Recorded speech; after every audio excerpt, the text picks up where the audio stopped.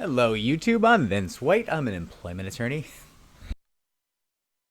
Excuse me. On this channel, we answer publicly posted questions from YouTube users, getting folks the answers they need from an employment attorney. We have a question here from Yocanon G, YouTube user Yocanon G, who asks us, "Hi Vince, I really need your help. My EEOC Right to Sue letter expires soon, and I'm wondering if I'll still be able to go to arbitration after it expires. I have a mandatory arbitration agreement." Okay. So, first things first, little piece of advice, get the arbitration started before that expires.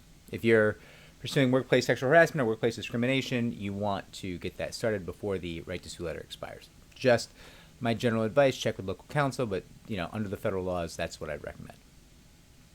Always check with local counsel. Now, here's the deal. Arbitrators are generally going to be tasked not with just deciding cases, but with applying the law to decide cases. If your right to sue letter runs out, it does extinguish some of your federal claims, right? If you have an EEOC right to sue letter, some of your claims, if you're bringing a workplace discrimination, workplace sexual harassment case, will be extinguished when that right to sue letter runs out. And everybody's always like, I'm going to plead for more time or this or that. Probably not. Probably not going to work.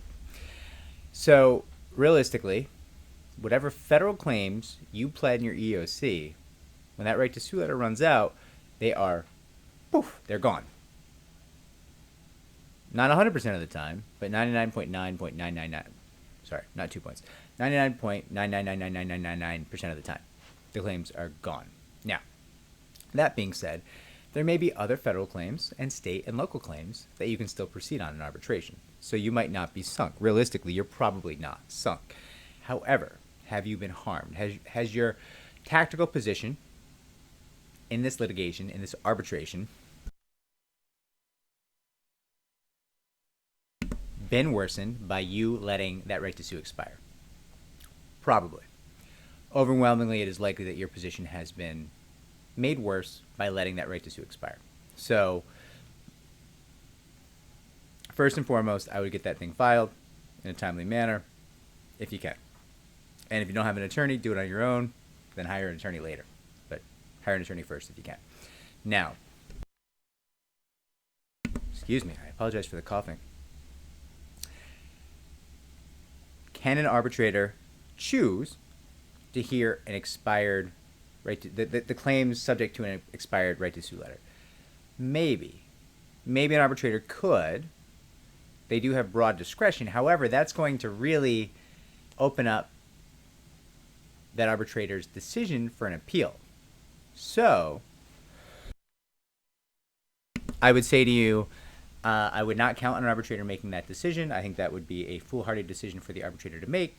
It would also not be great for you, because even if you win under that arbitrator's decision, you're likely to face an appeal on the grounds that at least some of those claims were expired.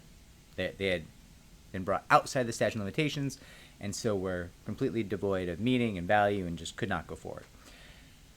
That argument will generally perform well on appeal, because the arbitrator, again, is not merely tasked with deciding cases. The arbitrator is tasked with applying the law to decide cases, and the law is that if you're bringing a case to the EEOC and they issue your right to sue letter, you have 90 days from the day you receive that right to sue letter to get your case filed.